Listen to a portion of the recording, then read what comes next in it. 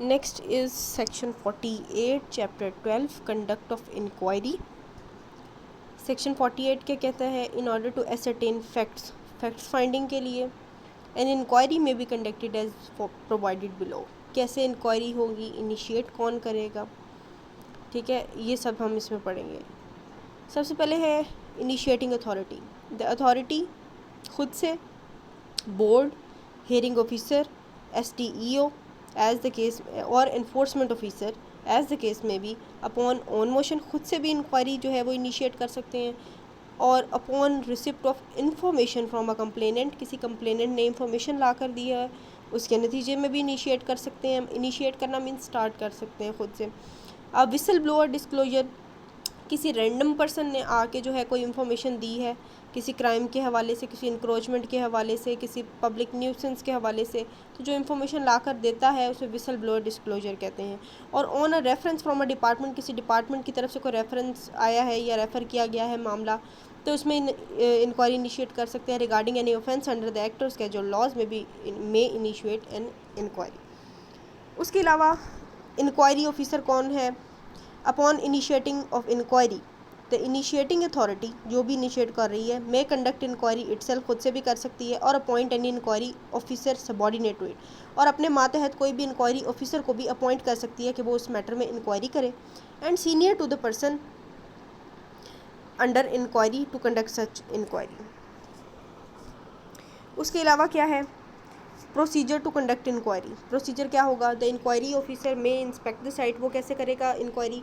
Site की inspection करेगा, जगह पे जाके pursue the record, get the statements recorded, जो वहाँ पे बंदे होंगे कंसर्न उनकी स्टेटमेंट्स रिकॉर्ड करेगा। Take such other measures to ascertain the facts, कोई और उसको ज़रूरी लगेगा वो इकदाम उठाएगा फैक्ट फाइंडिंग के लिए, अकरेंसेस जो हुई हैं उनके लिए, कोई ओमिशंस हुई हैं या कोई भी सिनेरियो जो है उनमें फैक्ट फाइंडिंग करेगा। उसके अलावा क्या है? The inquiry officer shall for the purpose of the inquiry के पर्पज़ के लिए have all powers of civil court under the code of civil procedure 1908। Inquiry के लिए CPC 1908 में जितनी भी पावर्स है ना, वो सारी इस ऑफिसर के पास होंगी, ठीक है, और वो उस मामले में जो है वो सिविल कोड कंसीडर किया जाएगा। इन रिलेशन टू समनिंग, अब कौन कौन से मामलात स्पेसिफिकली बता दिए गए हैं यहाँ पे कि CPC की कौन सी जो प्रोविजंस हैं वो अप्लाई होंगी। इन रिलेशन टू समनिंग, समन करने के लिए, इन्फोर्सिंग द अटेंडेंस को इंश्योर करवाने के लिए लोगों की जो जिनको बुलाया जाएगा। उसके बाद है एग्जामिनिंग हिम ऑन ओथ, हल्फ पे, जो ओथ पे उनकी जो स्टेटमेंट्स हैं वो रिकॉर्ड करने के लिए। Compelling the production of documents court में प्रोड्यूस करवाने के लिए जो है वो बुलाया जाएगा। उसके अलावा रिसीविंग एविडेंस ऑन एफिडेविट जो है वो एविडेंस के तौर पे वो रिसीव करने के लिए। एंड इशूइंग कमीशन जो कोर्ट इशू करती है किसी भी इंक्वायरी के लिए, किसी कोई फैक्ट फाइंडिंग के लिए कमीशन मुकर्रर किया जाता है कोर्ट की तरफ से कोई पर्सन, और उसको फिर वहाँ पे भेजा जाता है। ये कमीशन जो है किसी साइट की इंस्पेक्शन के लिए भी हो सकता है, कोर्ट भेज सकती है जगह का जायज़ा लेने के लिए, या फिर किसी विटनेस का जो है वो एविडेंस रिकॉर्ड करवाने के लिए जो कोर्ट में नहीं आ सकते, तो इसके लिए जो है ना ये कमीशन इशू किया जाता है फॉर एग्जामिनेशन ऑफ विटनेसेस। यहाँ पे बताया हुआ है विटनेसेस की एग्जामिनेशन के लिए जो है वो कमीशन भी इशू कर सकता है। इसीलिए यहाँ पे इसको CPC का हवाला दे के बोला गया है कि इसके पास सिविल कोर्ट की जो है वो पावर्स होंगी। उसके अलावा क्या है? Fate of inquiry findings. If the allegation are not proved in the inquiry की है, एलिगेशंस जो थी, इल्ज़ामात जो थे वो प्रूव नहीं हुए, the initiating authority shall file the inquiry. तो इनिशिएटिंग अथॉरिटी जो है वो इंक्वायरी फाइल करेगी। उसके बाद क्या है? द एलिगेशंस आर प्रूव्ड, अगर एलिगेशन जो इल्ज़ाम है वो प्रूव हो जाते हैं तो इनिशिएटिंग अथॉरिटी जो थी वो क्या करेगी? Shall refer the matter to SDEO, तो फिर वो SDEO को मैटर रेफ़र कर देंगे और साथ में रिकमेंडेशंस देंगे with recommendation for further proceedings के आगे क्या प्रोसीडिंग्स होनी है। To impose the propose penalty, कितनी क्या पेनल्टी इम्पोज करनी है, ठीक है, जो कि इस एक्ट के अंडर और स्केड्यूल लॉज के अंदर बताई गई है। उसके अलावा क्या है? द इनिशिएटिंग अथॉरिटी अगर वो सेटिस्फाइड नहीं है, if not satisfied with inquiry findings, ठीक है, जो इंक्वायरी की फाइंडिंग्स सेटिस्फाइड ही नहीं है, may order or de novo inquiry, तो वो डी नोवो इंक्वायरी जो है वो ऑर्डर करेगी। डी नोवो इंक्वायरी क्या होता है? एक नए सिरे से न्यू इंक्वायरी जो है वो ऑर्डर करेगी through any other inquiry officer, किसी और इंक्वायरी ऑफिसर को जो है वो अपॉइंट करके। उसके बाद क्या है? Time for inquiry proceedings.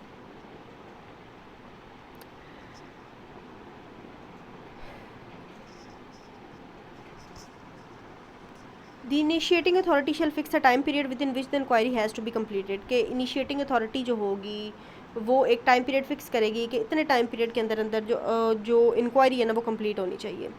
उसके बाद क्या है, चैप्टर 13 है jurisdiction and procedure, cognizance of offence, section 49, not withstanding anything contained in the code, code मतलब CRPC में जो चीज़ें हैं उसके अलावा ऑल द मतलब वो तो वहाँ पे सेव है ही हैं, all the offences punishable under the act, जो इस एक्ट के अंडर जितने भी ऑफेंसेस पनिशेबल हैं, shall be cognizable and non bailable, वो सारे के सारे कॉग्निजेबल भी होंगे, मतलब उसमें विदाउट वारंट अरेस्ट भी किया जा सकता है, और उसके अलावा वो नॉन बेलेबल होंगे।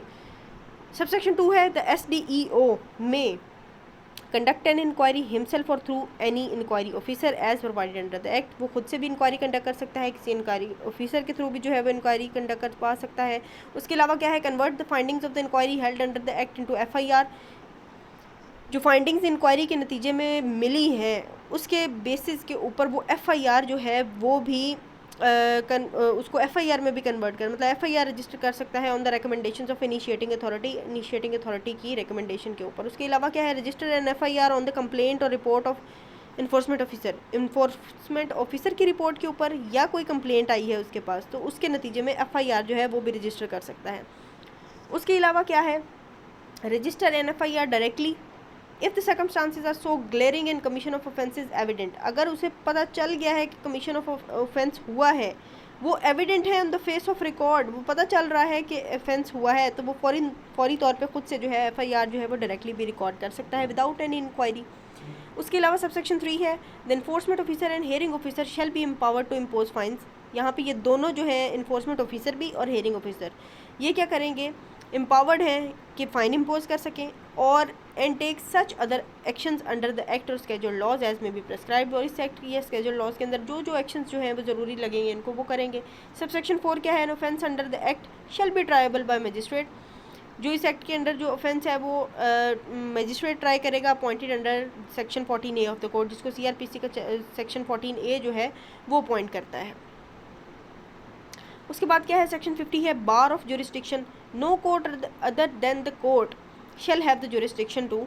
अब इसमें वो कह रहे हैं कि बार लगा दी गई है कि वही कोर्ट केस सुनेगी जो कोर्ट इस एक्ट में बताई गई है कि वो कोर्ट है, ठीक है, जो डेफिनेशंस में हमने पढ़ा है।